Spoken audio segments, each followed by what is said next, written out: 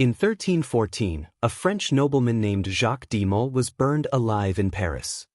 His screams echoed across the Seine for nearly 20 minutes. But that is not even the worst part. What happened in the dungeons before his public execution was so horrifying that church officials demanded the records be destroyed. What if I told you the most creative minds in medieval France were not artists, poets, or architects, but executioners? These were not just butchers.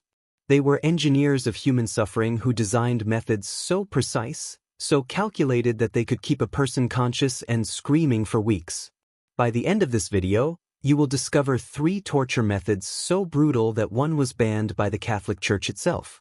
Learn about the French aristocrat who invented punishments purely for his own entertainment.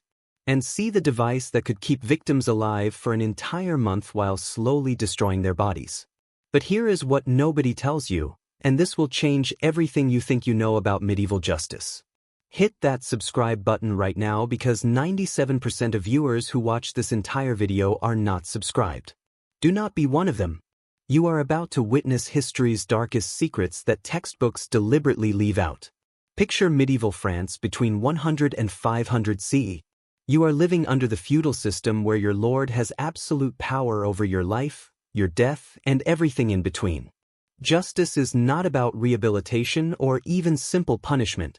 It is pure theater designed to demonstrate power. But here is what your history teacher never told you. These were not random acts of cruelty. Every scream, every broken bone, every drop of blood was calculated psychological warfare designed to control entire populations through terror. The French perfected methods of punishment that went far beyond physical pain. Their true power came from breaking the human spirit while keeping the mind fully aware of every moment of suffering. In 14th century France, these executions were not entertainment. They were messages meant to control entire communities through fear. The devices created in this era were not just instruments of punishment but tools of psychological warfare designed to destroy hope before destroying the body. The most infamous of these was the bronze bull. In 1387, victims were chained inside a life-sized metal bowl that functioned as an oven. As fire heated the bronze beneath them, their skin burned against the metal walls. Ingeniously cruel acoustic pipes transformed their screams into realistic bull sounds, turning human agony into an animal performance for the crowd. Chronicler Jean Froissart recorded how spectators, including children, reacted to these roars without realizing they were listening to a dying human being. The bull was heated to around 300 degrees Fahrenheit, hot enough to inflict agonizing burns but not hot enough to kill quickly. Victims could suffer for hours as their voices weakened and the bull's sounds faded. The Church initially supported this method because it appeared humane, only banning it after Pope Urban VI witnessed an execution and realized its true nature. More terrifying still was the breaking wheel. At Place de Grève in medieval Paris, thousands gathered to watch victims tied spread eagle to a large wooden wheel. The executioner used an iron hammer to break bones methodically from fingers to arms, each strike calculated to avoid immediate death. Records show some victims survived for up to 9 days, displayed in public as crowds returned daily to witness their slow decline. Vendors sold food, musicians performed, and families treated the suffering as a spectacle. Executioners studied anatomy well enough to prolong life while maximizing pain. Weather added another layer of torment. Winter brought freezing exposure while summer brought dehydration and insects feeding on open wounds. Some executions drew crowds of 15,000, turning one person's agony into a multi-day festival. Yet the most disturbing realizations came from who was watching. French nobles understood that destroying empathy in the population increased their control. These events conditioned communities to see suffering as normal, even entertaining. Archaeological discoveries have revealed that public torture was only part of the system. In 2019, bottle-shaped underground chambers were found beneath a French castle, each containing shackled skeletons. Known as oubliettes, meaning to forget, these pits were designed for victims to vanish without hope of escape or rescue. They were not designed to kill you quickly. These chambers were precisely engineered. Just wide enough at the bottom for you to lie down but too narrow to stand upright. The curved walls made climbing impossible. A small drainage hole prevented flooding but ensured you would never drown quickly. Bone analysis from Chait de Ponce reveals the horrifying truth. Some prisoners survived in these chambers for months. Their bones show signs of malnutrition but also healing from injuries. Proof they lived long enough for broken bones to begin mending in complete darkness. Imagine you're lord of a medieval castle. Your enemies are not just executed, they are erased, dropped into chambers where their existence slowly fades from memory while they remain technically alive below your feet. Guests dining in your great hall literally sit above forgotten human beings, slowly starving to death. Some oubliettes included primitive food systems, just enough to keep prisoners alive longer. A piece of moldy bread lowered on a rope once every few days.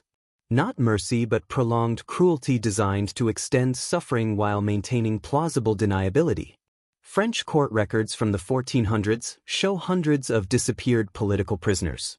Now we know where they went, into chambers specifically designed to make people vanish without technically executing them. But here is the most chilling discovery.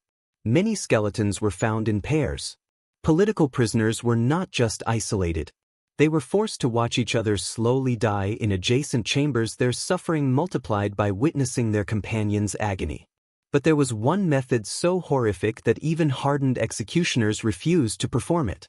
So brutal that French nobles had to import specialists from other countries just to operate the device. What you are looking at is called the Judas cradle, and it represents the absolute pinnacle of human cruelty. This pyramid-shaped seat does not just kill, it destroys the human spirit while keeping the body alive for weeks. Here is how it works, and I warn you, this is the darkest moment in this entire video. You are stripped naked and positioned above a sharp wooden pyramid. Ropes control your descent, lowering you slowly until the point penetrates your body. But here is the diabolical genius. The pyramid's angle and your body weight create constant pressure without immediately fatal damage. Medieval French physicians consulted on the Judas cradles designed to ensure maximum suffering duration. They understood enough anatomy to know exactly how to avoid major organs while causing unbearable agony. But here is what nobody tells you. This was not just physical torture. Victims were positioned facing other prisoners, forced to watch future victims' terror while experiencing their own slow destruction. The psychological impact was calculated to break resistance networks by demonstrating the ultimate consequence of opposition. By 1260, even the notoriously brutal medieval church declared the Judas cradle an offense against God's creation. Pope Alexander IV specifically banned its use, calling it a device of Satan that prolongs death beyond divine will. This led to the first official torture regulations in French history under King Louis, known as St. Louis. But here is the irony. These regulations did not ban torture. They just standardized it to be more merciful. Fast forward 500 years to the French Revolution. When revolutionaries stormed the Bastille and other medieval fortresses, they found torture chambers still containing these devices. The revolution's demand for quick, humane execution via guillotine was a direct reaction to centuries of prolonged torture methods. These medieval torture methods did not just disappear. They evolved into the psychological understanding that led to the Geneva Conventions and modern human rights law. Every protection we have today exists because someone in history experienced its absence. The Universal Declaration of Human Rights Article 5 specifically prohibits torture or cruel, inhuman, or degrading treatment. This language exists because medieval France proved exactly how creative human cruelty could become when left unchecked. So what does this all mean? These torture methods did not just shape medieval France. They fundamentally changed how humanity thinks about justice, power, and the limits of punishment. The Brazen Bull taught us that dehumanization starts with making suffering invisible.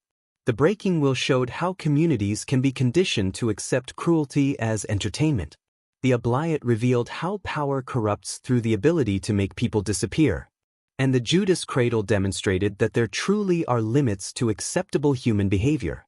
Understanding this history is not about glorifying violence. It is about recognizing how easily civilized societies can slip into barbarism when power goes unchecked. Every time we see injustice today and think that is not so bad, we need to remember what worse actually looks like. Here is what I want you to think about. These methods existed because people allowed them to exist. Regular citizens watched, participated, and normalized unspeakable cruelty. The real question is not how could they do this? It is what are we allowing today that future generations will judge us for? Leave a comment below, but not about which method was worst. Tell me what modern practice you think future generations will look back on with the same horror we feel watching medieval torture. Because history does not repeat, but it definitely rhymes. And if you think this video was intense, wait until you see next week's episode about the secret chambers found beneath Versailles. Hit subscribe and ring that notification bell, because the history they do not teach you in school is always the most important history to learn.